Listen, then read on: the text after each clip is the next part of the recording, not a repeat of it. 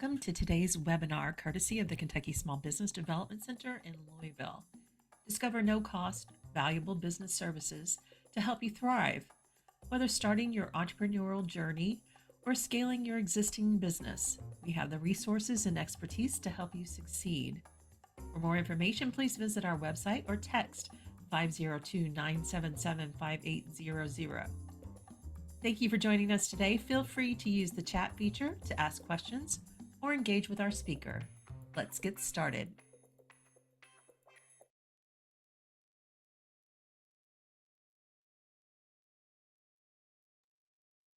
Hi, welcome everyone. I'm Dave Etkin. I'm the director here at the Louisville Small Business Development Center. Happy Tuesday to everybody, and hope you're all settled in and ready for a good ride today. As always, I've joined with my good friend and coworker, Janet Flaw. Hey, Janet. Hi, Dave. Hi, JC. How do you do? Yeah. So before we meet our guests, just a little housekeeping. Make sure you know where the bathroom is in your house. And, and if you look at the bottom of your screen, you should see a little button that's a little toolbar. And if you don't, just take your cursor and hover down there. It should pop up, and look for the chat feature if you would mind clicking that. We always want to make sure that you can see and hear us. Everything's working fine. So if you wouldn't mind, just type in there and say hello and where you're joining from. This is one of the fun things to do, is to see where everybody's joining from. So just give us your name and where you're sitting this morning. There's Janet. She's in lovely downtown Sellersburg, Indiana. Hey, Sharon. Sharon from Lexington. Hi, Sierra. Good to see you. Hi, Bhavana. I hope you're doing well, Bhavana. We should chat here soon. I'm interested in how things are going with your stuff. Melissa in Louisville. Savannah, Louisville. Church, Louisville, Eddyville, Lyon County. Hi, Jimmy. Mike, Greg, Crestwood, Indianapolis. Hey, Angel. Thanks for joining us today. And as always, as we go through today, if you have any questions or comments, just put them in the chat and we'll get right to them. So, but today, oh gosh, who is it? Tasmi from Virginia. You are the distance winner today. Expect your prize. Just kidding. No prize. But anyway, so we get a lot of requests, and one of the hardest parts of running a business is it's easy enough to set everything up, but the hardest part is how to get customers come through your door. And with all the stuff you have to do as a business owner, since pretty much everything's on your shoulders, finding time to market is incredibly hard. So we've invited our best friend and coworker, JC Phelps, and who is an expert marketer. I won't steal his thunder. He can do his own introduction better than I can. So JC, how are you today? I'm good. We're feeling festive. We've got bows for you all. Dave's got a poinsettia. We're just ready for the holiday season. That's right. Yeah. So JC, you can help us with our business marketing in less than 30 minutes a day. It sounds too good to be true. It sounds so, but it's not so. Marketing is something that I think many people are intimidated by, and because we get busy, it's one of the things that falls to the wayside. But I always argue it's one of the more fun business tasks, and once you create a habit of doing it, the dividends will be reaped. So I'm excited to chat with you all today about it. Let's dive in, JC. Do it. I am going to share my slides with you all, and we will play from the start. I won't spend too much time here in the beginning, but I do want to introduce myself. I'm JC Phelps. It's a pleasure to meet you. I am the statewide training coordinator here at the Kentucky SBDC, and I'm a self-proclaimed marketing addict. My career has been spent in digital marketing and publishing, social media, web SEO, things like that. I'm about to defend my dissertation, which is on influencer marketing. And this is my love. So I'm excited to chat with you all about marketing your small business venture. Here at the SBDC, I used to be a business coach. And when I was a coach in the field, I worked a lot with our clients that needed marketing assistance. And so my goal with today's training is, to provide you, if you will, somewhat with a checklist of things that you need to do or that you can be doing. Everything in this presentation isn't something you should be doing daily. You'll see how it's divided. Um, and it's not even something in the daily task that it has to be Monday through Friday. My goal is to show you how you can segment this. And I will send the slides over to Janet after the training, and she can send out to you all so you all can have access and you can look back. But let's go ahead and dive in. How to market your business in 30 minutes a day. I don't know about you, but I spend 30 minutes a day multiple times over, much less productively than this. So it's really not that big of an ask. And it's absolutely something that you can even do between tasks. And I think that that's something that has to be considered. Why marketing matters, I could write 10 dissertations on this, but marketing is your face forward front with your client and with your customer. Marketing is only as good as your consistency is. And I think that that's critical to remember. And when we are consistent, it builds that trust and that visibility with our clients. Marketing is something that a lot of people say, I don't have that skill set. I don't know how to do it, whatever it may be. One, I can promise you, you can learn it. Marketing is extremely learnable. But just really small, focused efforts and steps that you can take in your business lead to longer term results. Marketing is something that continues to pay dividends because after it's so effective, you do ingrain yourself in the psyche of your consumers. Marketing is extremely psychological. And what I'm trying to argue with you today is that with just 30 minutes a day, you can achieve significant impact. Um, there have been times in my life and in my own business, I've spent far more than 30 minutes a day in building it because I am digital based. But even in my business, with a website with 7-digit views each year, with 6-digit social media followers, I do not spend 30 minutes a day. I spend far less than this. And so, again, it is actionable.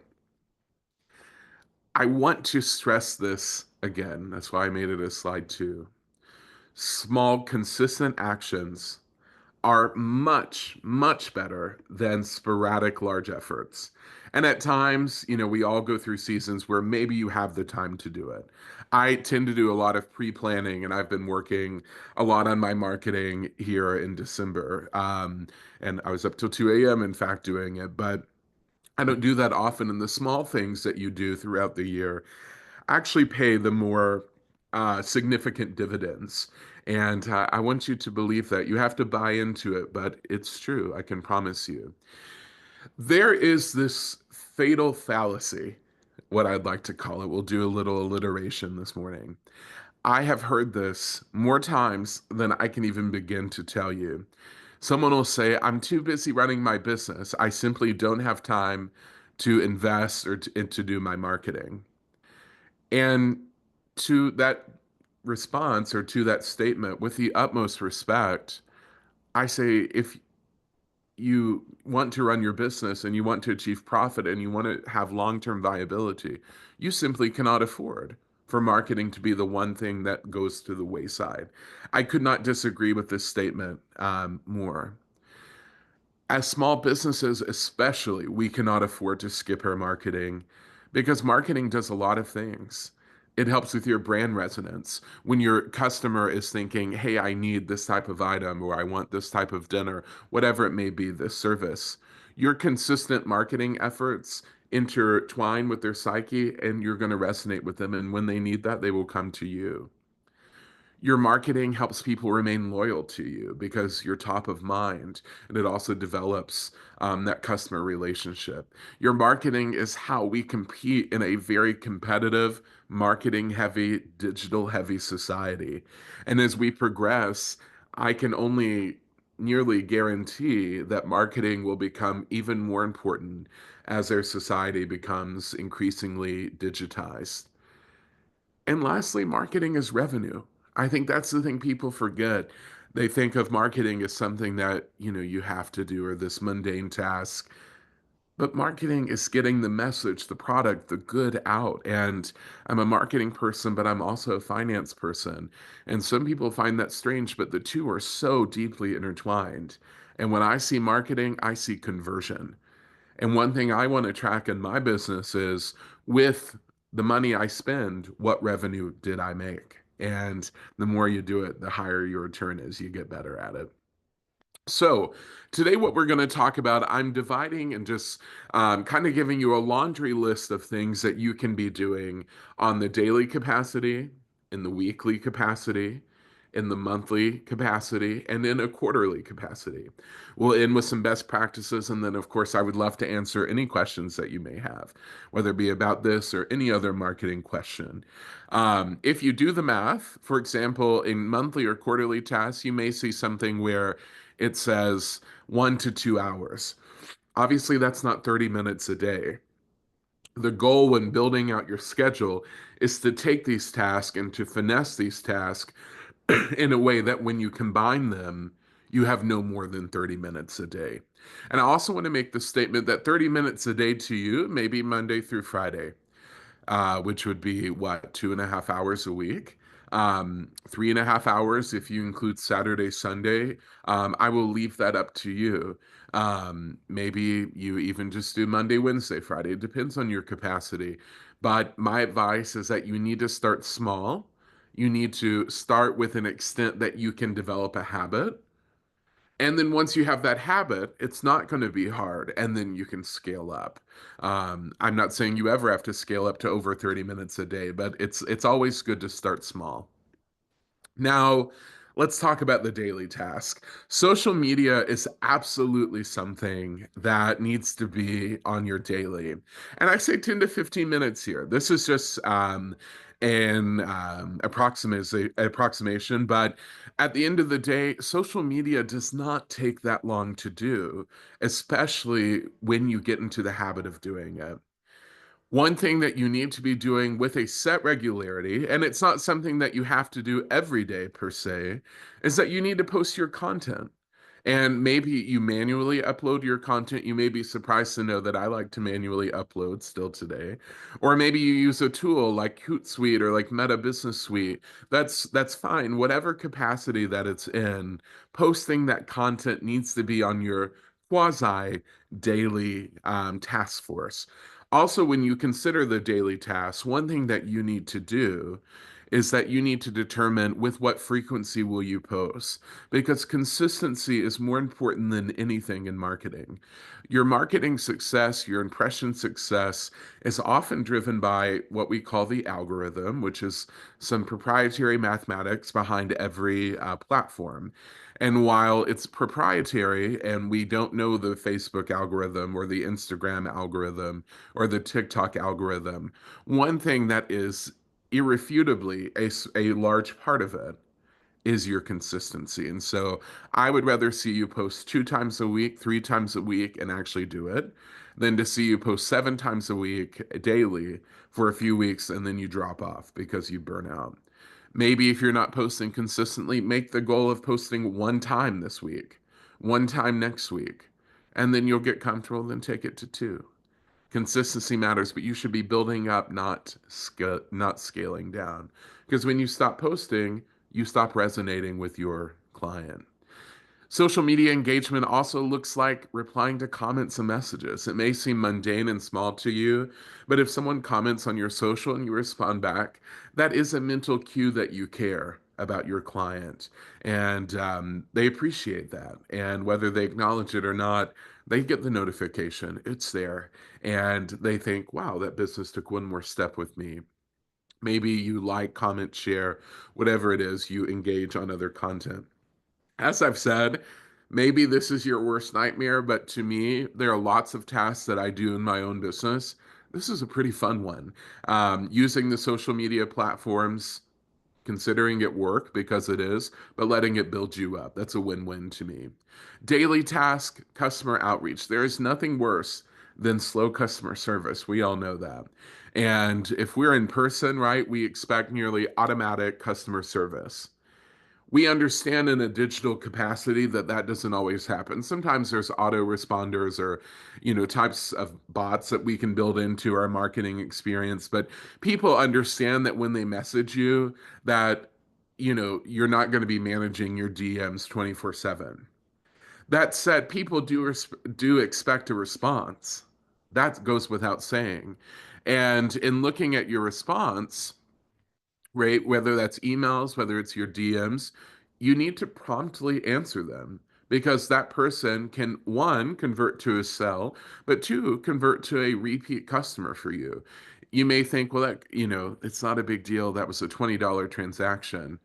Well, think about maybe the word of mouth negative that you may receive if you have bad customer service. That knocks someone else out from participating with you in your business. Or they could be a repeat customer. So it may be a $20 item twice a month into perpetuity. That adds up. Okay. And maybe you follow up, maybe you send a thank you. These things matter. Being customer forward is important. And online, we can't forget that. We can't just let things slide. On the daily, you may need to think about things like business visibility. This does not take long. Maybe you need to post a quick story or a video on your Instagram or Facebook or TikTok, something with your hour, show something new that came in the store. This is that easier everyday interaction. Posting a story on Instagram with the utmost respect takes seconds in grand way. Yes, you could perfectly edit, you could make it look very nice. Maybe that takes longer, but it does not take long. And the more that you do it, the faster it becomes. I can link out to my website, which is how I make money in a Instagram story in 10, 15 seconds. And that's important. Maybe you need to add something to your Google My Business profile. Whatever it may be, increase that visibility. You may not be posting in your feed every day, but show up in your stories every day, right? That's certainly not a big deal. And as a very large digital customer, I love shopping online. I buy things off stories all the time. I'll see, stores that I love in Louisville that will post something on their story. I'll say, "Hey, you still got this?" They say, "Yes, JC, we do." Then they hold it for me, and I go in and I swipe the card. Right? It's revenue generation, but it also keeps you top of mind. Being top of mind, I want to stress that that cannot be overstressed because the one bad thing about a digital economy is that. We have short attention spans, right? I think the scrolling society, the emphasis on short form video as opposed to long form video, all of these things have compounded that. And so, because we have short attention spans, we also have short memories as consumers, and you have to make yourself readily available to them. These are things that you should be easily doing on the daily. And while some of that may look like maintenance, that is marketing. 100%. People think of marketing as what shows up on the feed. There's more marketing work beyond the feed than there is within your social media feed. That I can promise you. Now, we're moving over into weekly tasks. Now, again, this says 30 to 60 minutes. This is maybe doing 5 minutes here, 10 minutes here. But my number one piece of advice that you need to be doing weekly is that you need to batch shoot your content. I can promise you that the number one qualm that I see in businesses is they'll say, "Oh, I don't have anything good to post," or "I don't have anything to post," or and that holds them back. It creates a mental barrier and boundary to posting, which then prohibits you from doing so, and then that becomes a long-term habit. It is extremely hard to shoot your content and to do it, to find time to do it and say your day to day, Monday through Friday task. Maybe that means you need to shoot it on Saturday. Maybe it's Friday afternoon. Maybe it's Monday morning. Whatever it may be, batch shoot it. And by that, I mean take your photos, take your videos for multiple posts, whether it be for that week or whatever, however you determine. I think a week's a great idea at one time. Then you already have it. You can edit it as you're free. You can edit it at home. You can edit it while watching TV. You can edit it while dinner is on the stove. You can have it in your arsenal. Once you have something already pre-shot, your likelihood of making consistent posting is astronomically higher. When you rely on the day-to-day shooting, if it's not something you enjoy doing, if you enjoy shooting, shoot every day by all means, that's even better. But this is more so for those of you that struggle to do this on the regular. You should focus on things like product shots. Take those.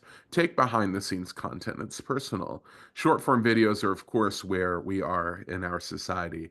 These things matter and batch shoot. Maybe you shoot multiple weeks at once. I'll leave that up to you. But the multiple shooting really, really works.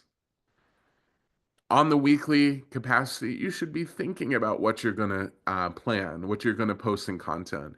And maybe you choose to schedule it. Again, I don't do that. I think it's a great efficiency hack. I just quite literally enjoy the manual upload. That's the old school marketer in me. I enjoy that greatly. But on the website, for example, I do schedule posts. I wrote 13 last night, but on social media, I like to manually upload. So we all have our own efficiency tracks. But each week, you should be thinking about what will the client see? What if, for example, if you were looking at your business from an aerial view, what would be the perfect week for you? Are you offering something? Is there something happening? Of course, it's Christmas right now, right? Very popular. What would be if you end your week on Sunday and you say, wow, this was successful? What would that look like? After you have that answer, craft your marketing messages around that. The thing about consumers is that sometimes we just assume they're going to come. And again, with the utmost respect, I can't disagree with that more. We live in a very densely competitive market, and we cannot assume that customers will just flee to us or that they will do the things that we want them to do. That is simply erroneous. And so, what your marketing message can do, while it does sound a little manipulative, marketing is manipulative in grand way. We can tell them, we can show them what we need them to do, what we want them to do, and they will do it. And that's an extremely powerful tool. Maybe you draft an email newsletter, schedule it out. What's Monday, Tuesday, Wednesday, Thursday, Friday look like for you? That should be a weekly task. And, presumably this week for next week. Weekly tasks. Now I do this every day, but not everyone's as math loving as me. But social media and marketing is extremely mathematical. Sometimes we get the rap of just being creative or visually stimulating. That is not true. Good marketing is a science. And the beautiful, beautiful thing about websites, about social media is they give us data out the wazoo for free. And it's right there. Data lends to answers. Data lends itself to strategy. Please use it. And every week you need to be looking at your analytics. What type of post did really well? What happened on your website? If you're on Instagram and this type of reel, for example, did very well for you, by George, when you're batch shooting next week, shoot more of it, right? The numbers do not lie. And I format, for example, every blog post that I do the same. They're all different, but I follow the same format because I know it works. After 15 years of doing this, I know my formula. But I wouldn't know that if I did not look at my analytics. And even after doing it for this many years, being in digital publishing, my format's different than it was 4 years ago, right? I make pivots. And I wouldn't know that if I wasn't data driven. I also try to post the type of social media content that the audience likes. May not be what I would think about posting or what I would want to post, but at the end of the day, marketing is not about you. It's about converting the consumer. And sometimes we forget that. When you look at your analytics, yes, you should be looking at who's seeing your content, how many have seen your content, where are they from, right? But also, I want you to benchmark yourself. I want you to look, and the more you do this, you'll get in this habit. Look at year over year, look at quarter over quarter, look at month over month. These things matter. And I'll tell you, one thing I do every day when I check my ad revenue on my website, my number one generator, I'm in publishing, is I look at what I made on this day last year. I absolutely compare month to month and week to week and all of that stuff too. But I look day to day saying, what I'm looking what today is. What was December 17th like last year? How many views did I have by this hour? That's the type of things I look at as a high level marketer. When you look at things like this, though, you can ask yourself questions like, where could I scale? Who am I actually not reaching? And when I look at that, that is your easiest entry point for growth, right? For example, I've long said on Instagram, I'm very Louisville dominant. I'm not a brick and mortar business, but I am a very Kentucky heavy brand. Lexington is a low spot for me. I don't market in Lexington like I should. And so I can see that very easily through my analytics that I hit the Louisville market very heavy. But what's my next best option? The next biggest metro area, right? I really should hit Fayette County more. I'm calling myself out here. And so those things would not be available to me if I didn't look. Weekly task, maybe it's an audience outreach type thing. Maybe you look for, maybe it's a social media influencer, some sort of collaborator, partner. Maybe someone says something and you want to share that review or testimonial. These are not things you're going to be doing every week, even, or certainly not every day, but they are things that should pop in your head, right? What I want to do with this class is to show you tasks that a well-rounded, well-executed marketer will do. That doesn't mean you have a checklist that you check off every week, right? But you should be circling to these, and you will find the correct mix for what you do. Outreach can't be ignored. You need to respond daily, but outreach goes beyond response. Let's move to monthly. Monthly, you need to look at your content strategy. We talked about looking every week, but then look overall and say, what actually worked for me this month? You have a bigger picture, more aerial view, and adjust your posts based on those trends or based on things that you see coming up. Sometimes that's easier to do on a monthly or even a quarterly basis, as we'll talk about. In your monthly tasks, think about email campaigns. You should send more than one email a month. That's not what I'm saying here. But think about what will your email campaigns look like, right? If you're thinking about Christmas emails right now, you're way too late, right? November, more appropriate. October, good time to start planning, right? And even before. These things are not daily tasks. They're more large picture. And again, this could be forming out 10 minutes at some point to knock this out. And then you know that it's not something you need to be executing on the daily. That's what marketing is. On a monthly task, think about your ad management. I am a huge, huge lover of social media ads. I am not a huge lover of Google Ads. I list them here because I know many people use them. I think that they work and I think that they can be effective. But SEM is what that is, search engine marketing, is very expensive. Cost per click when you look at it. And most people, with respect, are not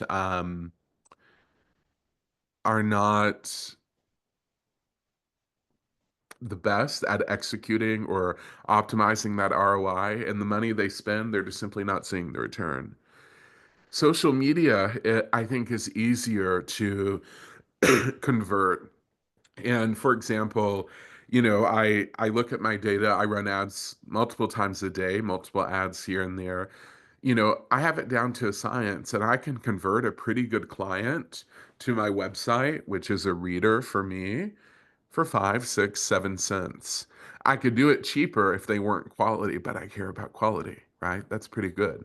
If I were doing ads for the website on Google, it's untelling what the cost per click would be. I mean, sometimes it's in the dollars. That is astronomical. And when you look at your ads, again, you can't really judge an ad on a daily basis because some days they do great, some days they teeter. You need a sample size. And when you have a monthly, sample size of 30, for my math nerds out there, that satisfies the central limit theorem. You can really look at it and say, this is what's actually hitting. I'm actually getting ROI here. And this is not working, cut it, right? Within a month, we can do that. Maybe monthly, you need to think about networking, word of mouth, face to face marketing. It still works, right? I am often so focused on digital, but maybe you need to attend a local event. Maybe you need to work with another local business for cross promotion. There's a lot to be said about collaboration. I think we often get stuck in this competitive mindset, but it goes deeper than that, without question. Social media advertising, this is a slide I use on many different trainings, and I just poked it in here. So it looks a little different design wise, but this is one of my signature phrases. Social media is free to be on, but it is very cheap to be good at. It does take money, whether you're boosting your posts or you're running ads. You need to choose what platform you're going to get the biggest return there. You probably should not, use them all, right? Not all are probably worth your ad spend. I'm not saying you shouldn't use every platform, but if a platform converts the most for you, put your money there, right? You may need to diversify in the beginning to figure out what that is, but it is free to be on, but with very little money, which is, of course, a tax deductible business expense. And your advertising and promotion, it's cheap to be good at. And doing it poorly, though, is expensive. It can be expensive to be bad at, too. It goes both ways. So don't forget that. A little investment's important. Let's round the base with some quarterly tasks. High level marketing audit. This was a monthly task to me. This is almost a weekly task as well. But every quarter, you need to back up again and say, self, what worked? What did not work? And from that, you need to update your goals. Once you update your quarterly goals, that then affects your monthly goals, which then affects your weekly goals, which then affects your daily goals and task. That's why you have to segment it because these things don't live in isolation, they compound. No, I'm a web publisher, so I'm on the website every day. This is where I make money. But for the average small business, that's not the case. But at least every quarter, I was debating where to put this. Refresh your content, whatever you have on the website. Optimize for keywords. I do SEO trainings a few times a year, usually with the Louisville Center. Would love for you all to come to what I'm sure will be an upcoming session in 2025. These are not things that the average marketer, small business marketer does daily. But websites are far less dynamic than social. They're more static, which means they don't change as much. But websites should change. Sometimes people forget that. They just build it and then it sits there. Well, something can be out of date. Maybe something is really hitting for you. You've noticed in your sales and social. By all means, it should probably be highlighted on the website. And maybe you need to change your prioritization there. So again, I think a quarterly task here is fair. I would love for you to do that far more, but I can't have cake and eat it too, right? Every quarter you need to know what's happening in your industry. Now, I will say this first one, this is something I do, I would argue daily. But again, you get a bigger picture view if you do this quarterly. I think you should do this quarterly, monthly, weekly, daily, if you so choose. But social media, one of the powerful things is that we have so much information at the tips of our fingers. Marketing research used to be innately harder, more time consuming, and far more expensive. Social media, it's right there. And one thing you need to be doing on social media is you need to be watching your competitors because your competitors, those that are competing for your same customer, that same revenue generation, They're posting every day just like you. What are they doing? What's working? What's not working? What's not there? That's your opportunity. If you see that they're not doing something, you do it and you make it your own, right? Because then you'll further cement yourself, you'll further root yourself. You need to have active eyes. I like to do this quarterly, and I do in my own business have a very in depth quarterly competitive analysis I do with people that I feel are very on par, say with me and like the level of their digital presence. I also do it for goal people, people that do more than I do or are bigger than I am. And I look at what they do every quarter. I take a holistic view and I diagnose some things. And you best believe that informs me. This is one of the things I was doing last night. Knowing what's happening in your industry, you need to know what trends are there. This can be, again, a daily task. A quarterly task that you budget time for, you're going to be doing that on a Tuesday, right?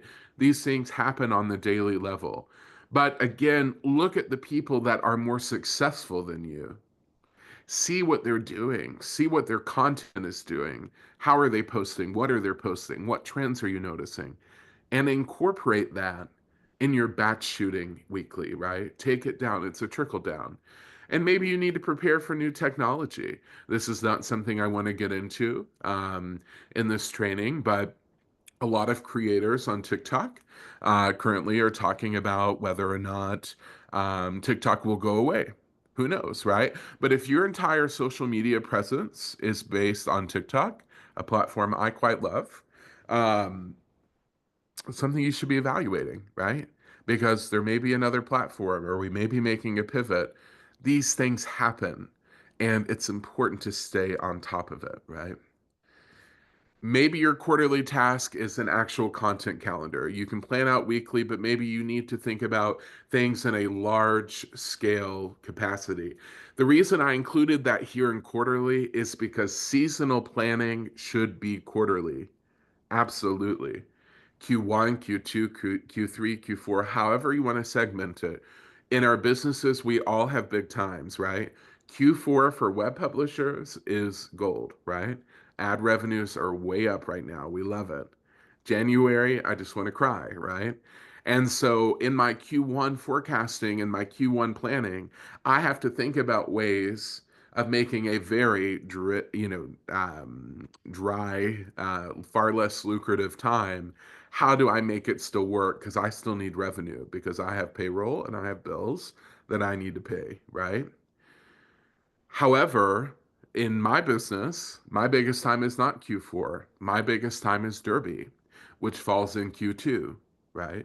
But you best believe I am already thinking about Derby.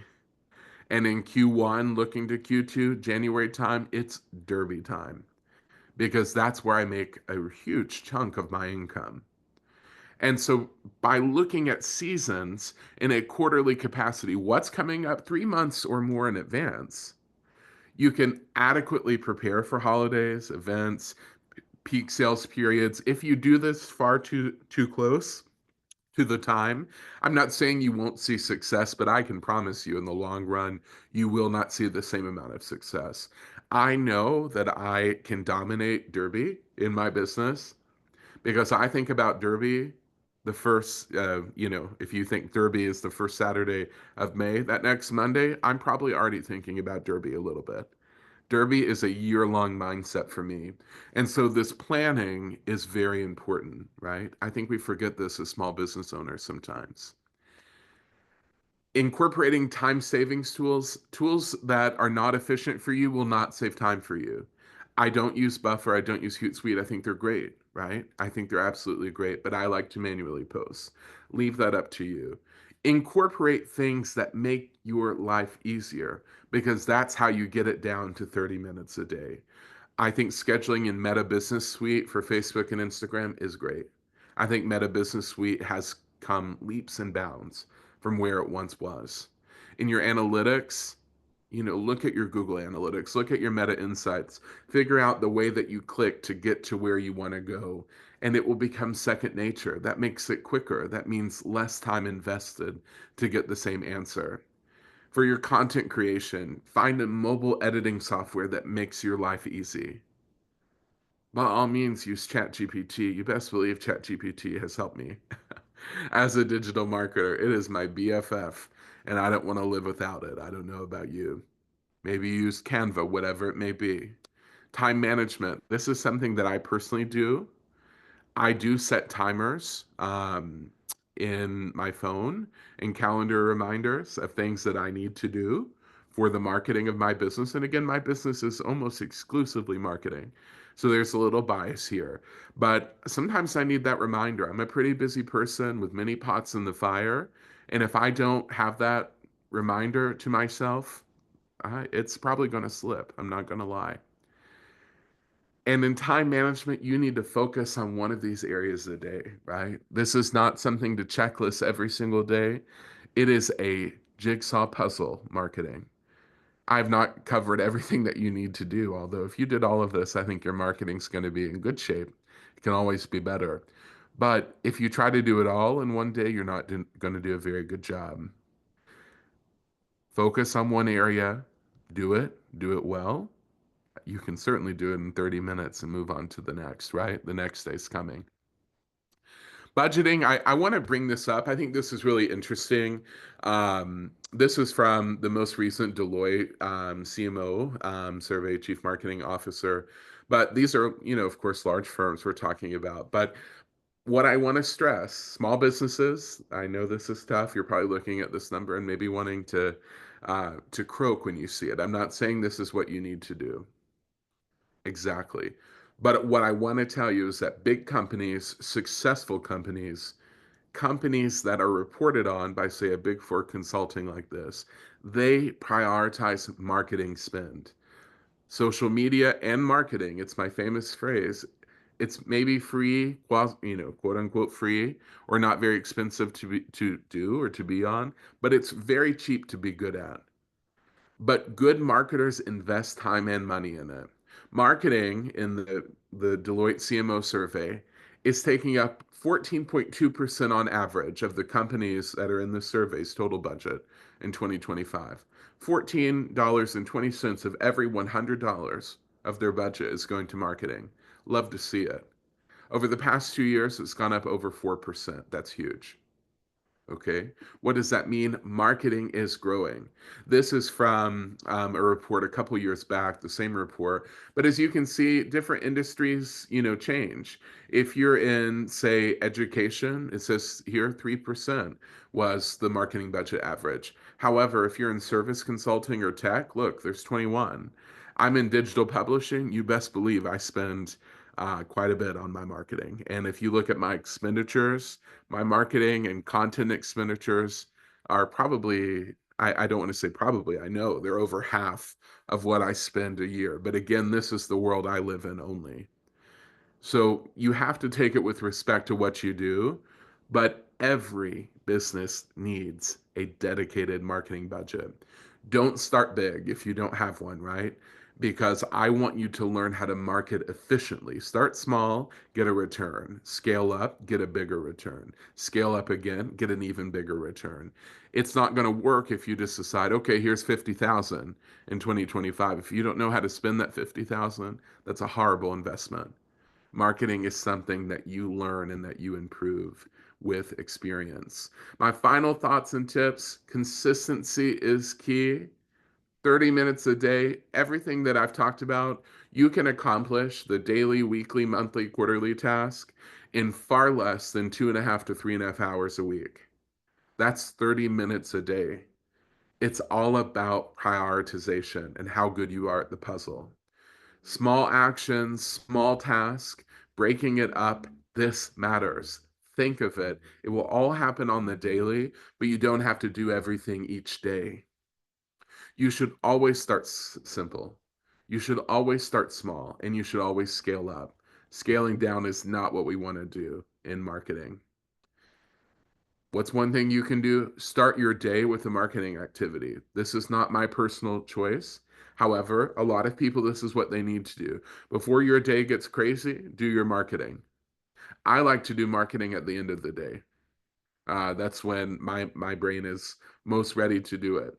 whatever works for you. Find time in the day, but I think it's a pretty good habit.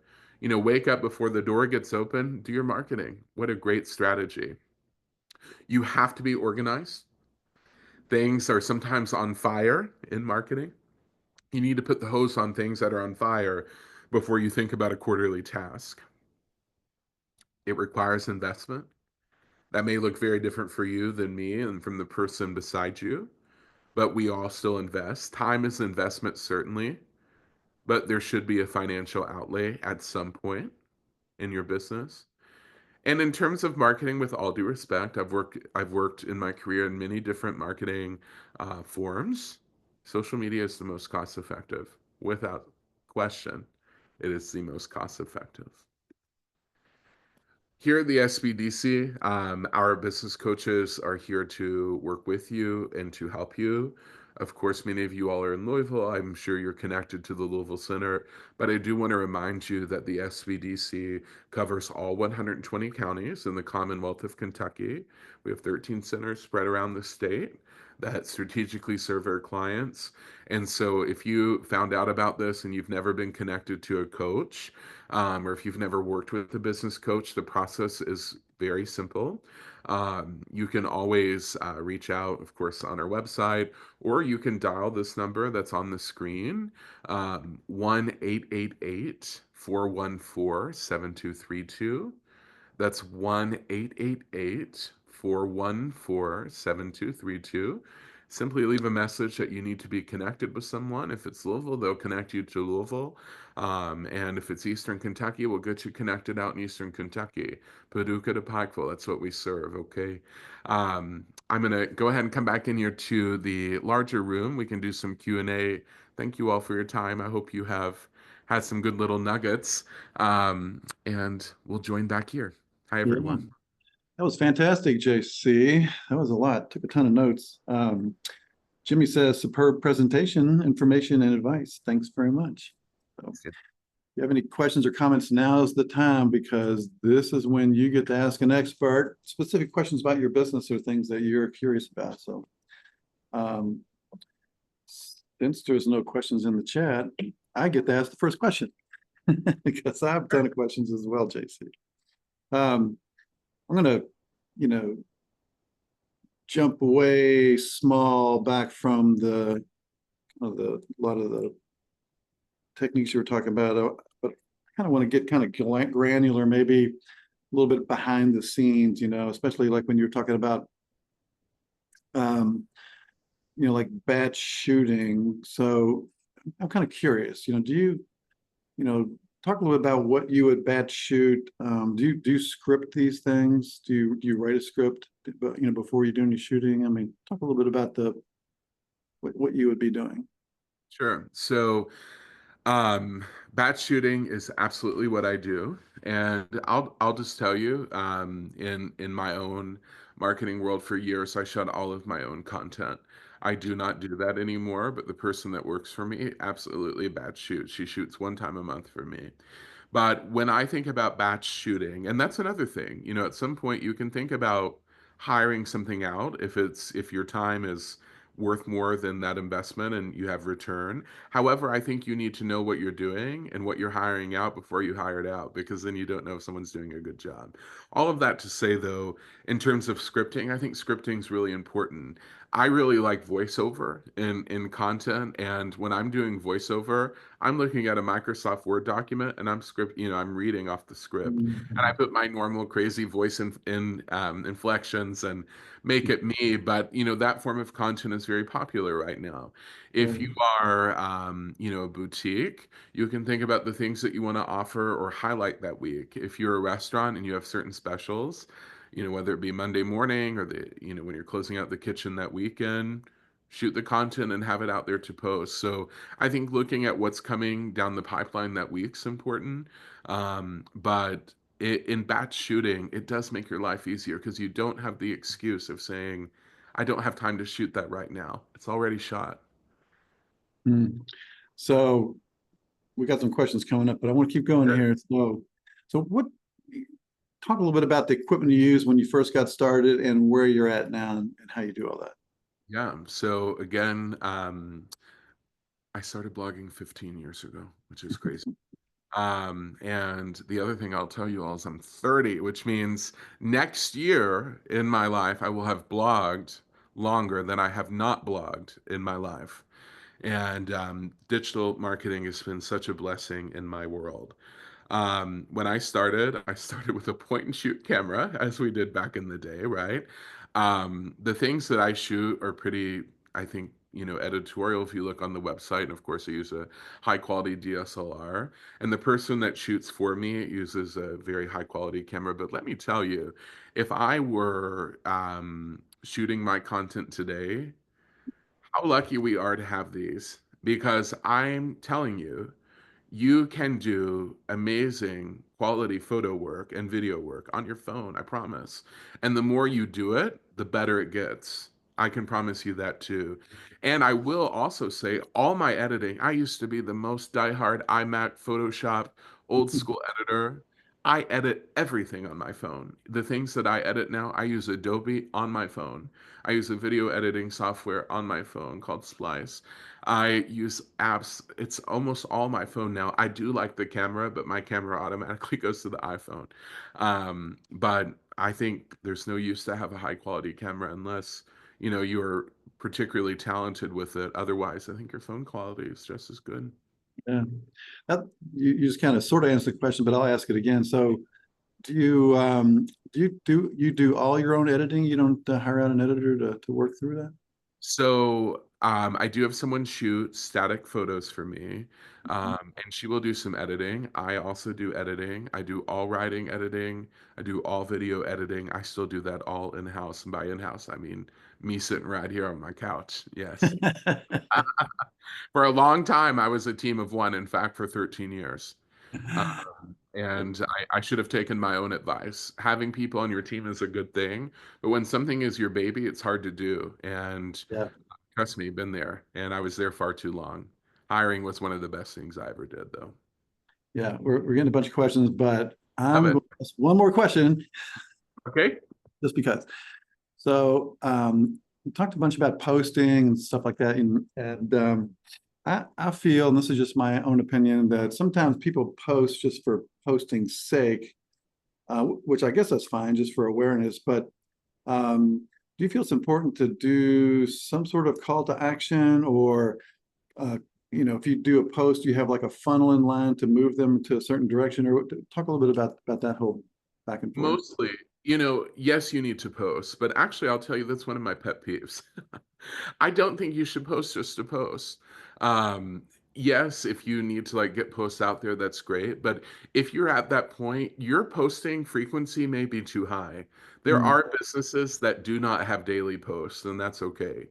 What happens is, and what we have to realize as consumers, following a business account is typically not as interesting as an influencer or an individual. And so if you're posting something that truly does not have value, you're losing interest. And mm, so it's actually having the opposite effect. Your brand resignation is going to be negative brand sentiment. And so, don't waste the space in the feed. Someone will see it and be like, well, I don't care about that. What do you risk? Them unfollowing you or something like um, I think if you post, it should do one of two things. There should be calls to actions. It should obviously lead to sales and revenue generation.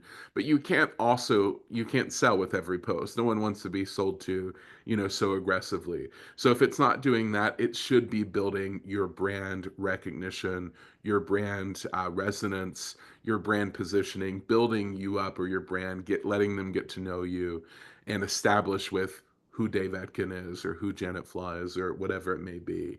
If it's not doing one of those two things, don't post it. It's not worth it. mm.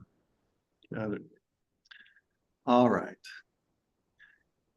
Angel says, I have limited SEO knowledge. Would you mind touching on this a bit? Sure. And Janet, let's schedule the SEO. I feel like that's always a really great training that I do with you all. SEO is my number one marketing specialty, but SEO, for those of you that don't know, is search engine optimization. And at the end of the day, think about it. And that's always one of my tips. As a marketer, put yourself in the shoes of your customer, right? We tend to know a lot more about marketing than we give ourselves credit for because we're constantly marketed to. So if you Google something, you're going to innately click what's ranking higher or what is a higher performing post.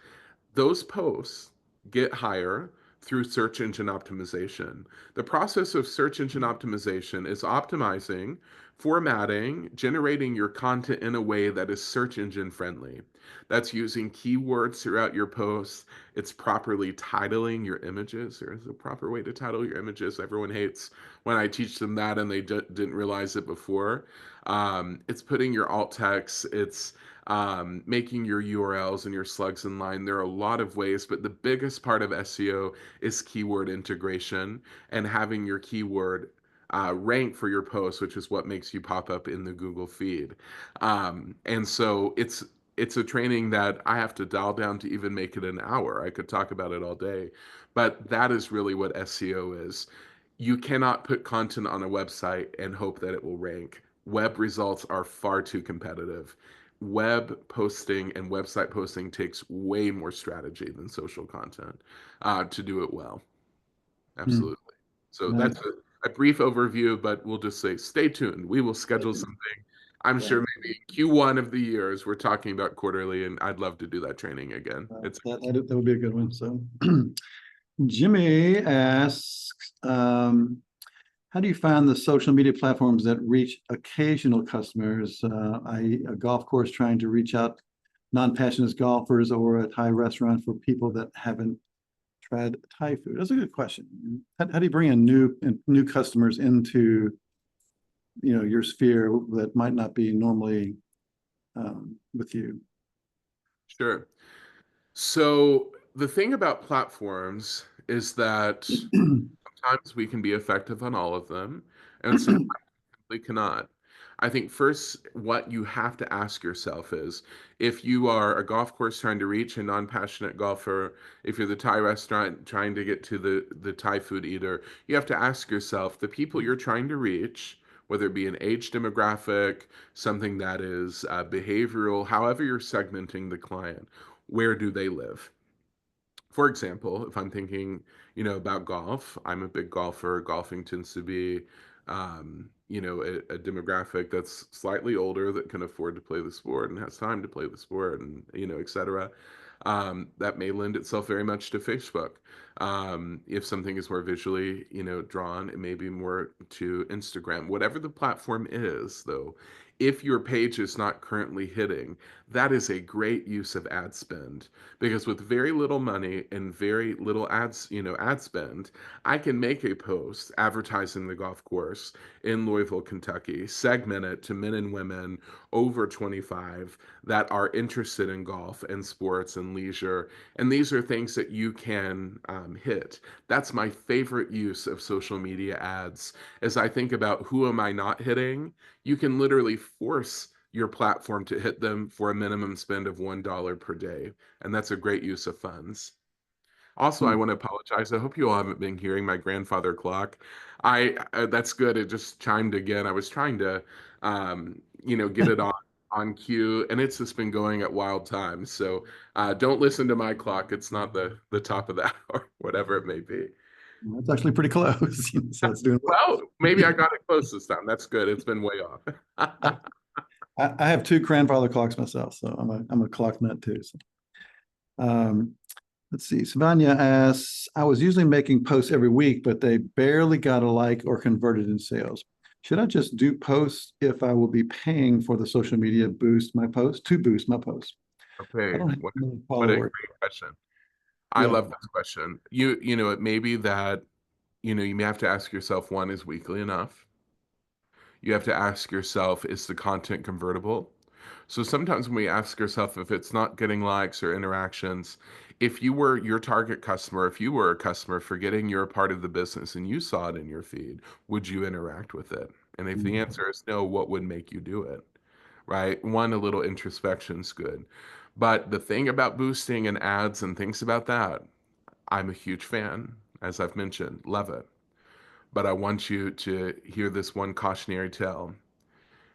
Once you start spending money on the platforms, that's how they make money. They want you to continue to do so. And so if you do that, you need to consistently be ready to do that in a perpetual way. because when you stop things like, shadow banning, the term that's often used, you will get dinged, and for lack of a better word, because they will want you to continue to do that. They will say it in a more informal way.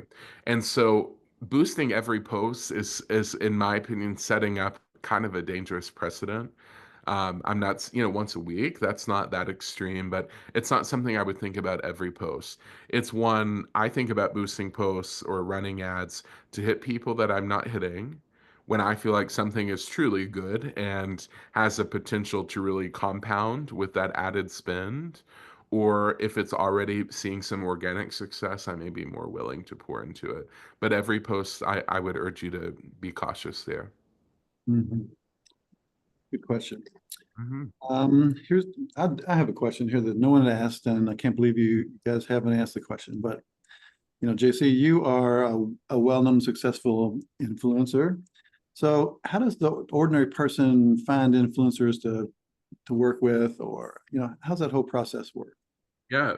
So, long before we used the influencer word, like I still call myself a blogger. It's so old school. But the thing about influencer marketing that's very strange is that there are many people in the field now, and that makes it extremely hard to navigate it and to know with whom you should work. In my opinion, one of the best ways um, to identify influencers out the gate is you're probably in, your social media realm in your general industry, right? If you're searching, say, Louisville, Kentucky, or your local hashtags or your explore page, the things that pop up there are the popular posts, right? Someone's not going to show up and explore if people are not, engaging with them. And so check those out and see who is showing up. Instead of waiting for someone to reach out to you, you also need to see who's out there, because not every influencer is worth the investment. That's for sure, with all due respect. Secondly, one of my favorite things, social media can be a little bit deceptive. A little bit is being generous. Um, but search engines don't lie. And so, for example, if you're trying to find a track record on someone, sometimes turning to Google is your friend, right? And look up who you're trying to see, what Instagram pages come up to the top, right? These large software platforms like a FeedSpot or something will aggregate lists. Those things matter because they're using back-end analytics, actual impressions that cannot be misrepresented, and they will show up. So I recommend one, just watching your feed, seeing who pops up organically, because if someone's popping up and you're not following them, their content's doing well. That's why it's being pushed to you. Look at the explore pages, but also turn to the old school search engine, which links to social, and the top pages will prevail. That would be my advice. Good stuff. Well, it looks like we're at the top of the hour, a little bit past time. So, JC, this has been a great amount of time to really learn a lot of stuff. I learned a lot today, and I'm sure everyone else did. So, thank you so much. Time flies. I could talk all day. I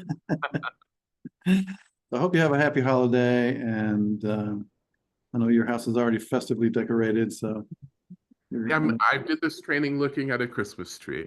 It doesn't get much more holiday than that. yeah.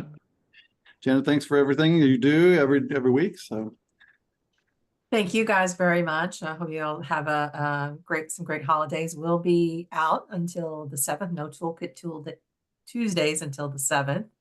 Also, a reminder, everybody stick around for just a second to fill out our evaluation. And JC is going to send me the slides, and I'll send that out along with the recording of today's event. So you'll have that to review. yeah. Most importantly, reach out to us. We can, that's what we're here for. And it's a free service. So please reach out. Absolutely.